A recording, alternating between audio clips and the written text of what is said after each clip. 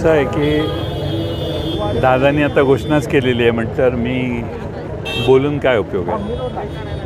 आपलं संख्याबळ एवढं आहे, मग काँग्रेस आणि आपण आणि परत शिवसेना समविचारी पक्षाबरोबर आपण वर्तवली जातात.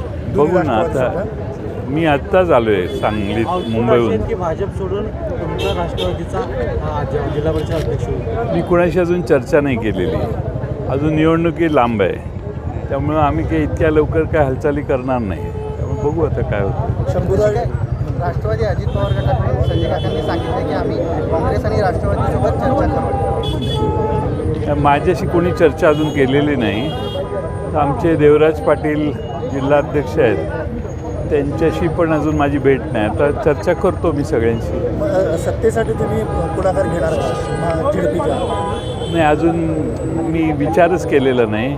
आमची 61 जणांची जिल्हा परिषद आहे आणि काँग्रेस, राष्ट्रवादी आणि उबाटा असे मिळून आम्ही 30 आहोत.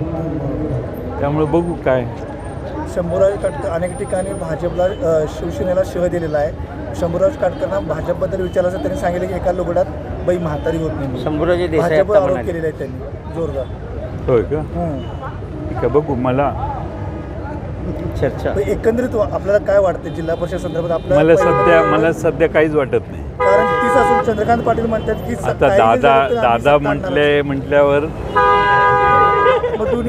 दादांच्या विरोधात मी कधीच काही बोलत नाही. त्यामुळं दादांनी एखादा विधान केलं तर दादांना उत्तर देणं मला योग्य वाटत नाही. दादांचे महत्त्वाचं म्हणजे गेले 2 दिवस झाले की रोहित पवार सांगत आहेत की दादांच्या बाबतीत जे काय घडलं तो कट आहे म्हणून त्यांनी काल माहिती सुद्धा दिली घातपाताचा.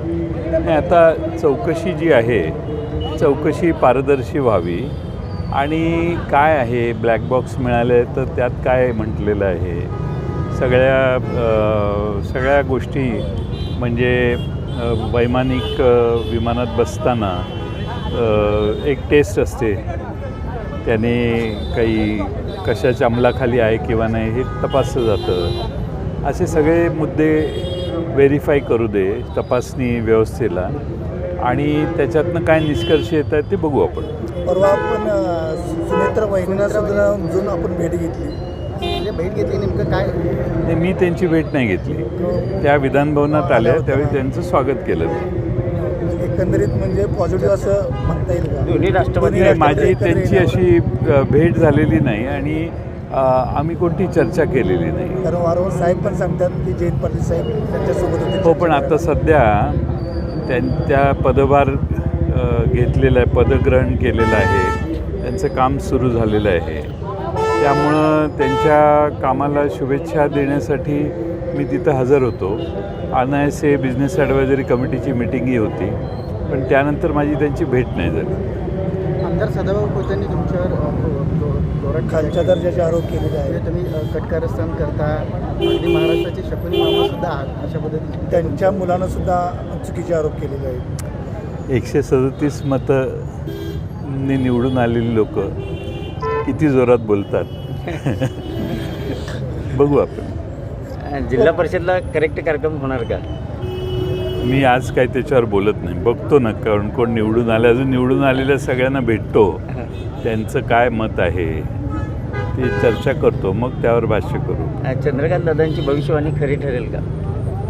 नाही, दादा हे मला माननीयच आहेत, त्यामुळे दादांच्या बद्दल मी काहीच बोलत नाही. आणि ते सगळ्यात मोठं ते माझे हितचिंतक आहेत. दादा किती